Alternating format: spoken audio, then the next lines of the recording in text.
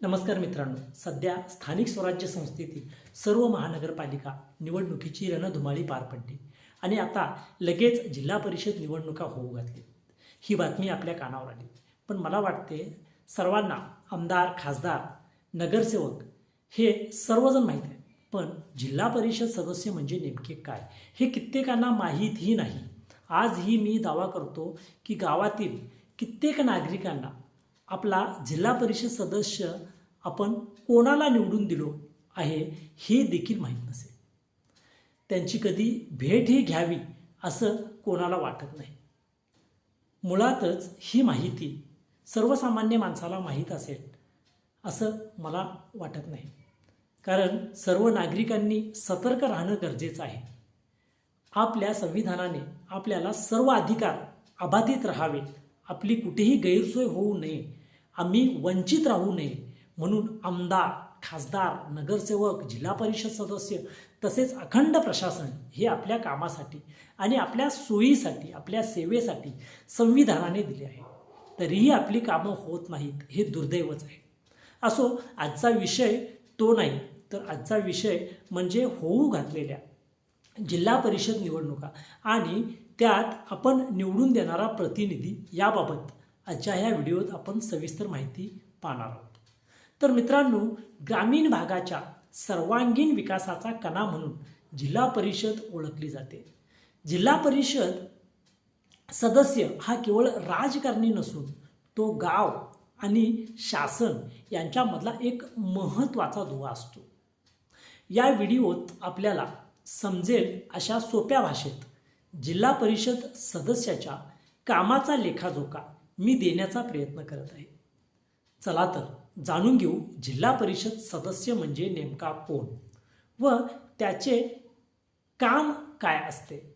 जिल्हा परिषद सदस्य म्हणजे ग्रामीण विकासाचा आमदार होय. जिल्हा परिषद सदस्य हा त्याच्या मतदारसंघातील म्हणजेच ज्याला गट म्हटले जाते, हा गट सुमारे 40 ते 60 हजार लोकांचे प्रतिनिधित्व करतो. त्यांचे काम प्रामुख्याने 5 वेगवेगळ्या क्षेत्रामध्ये विभागलेलं असतं. तर ते काम देखील आपण या आजच्या व्हिडिओत पाहणार आहोत. जिल्हा परिषदेच्या सर्वसाधारण सभेत सदस्य आपल्या भागातील प्रश्न मांडतात. उदाहरणार्थ, एखाद्या गावात बस येत नसेल, रस्ता खराब असेल किंवा पाण्याची टंचाई असेल तर त्याविरुद्ध आवाज उठवून निधी मिळवणे हे त्यांचे मुख्य काम आहे. आता जिल्हा परिषदेच्या प्राथमिक शाळांची देखभाल करणे हा देखील एक महत्त्वाचे काम सदस्यांच्या अधिकारात येते.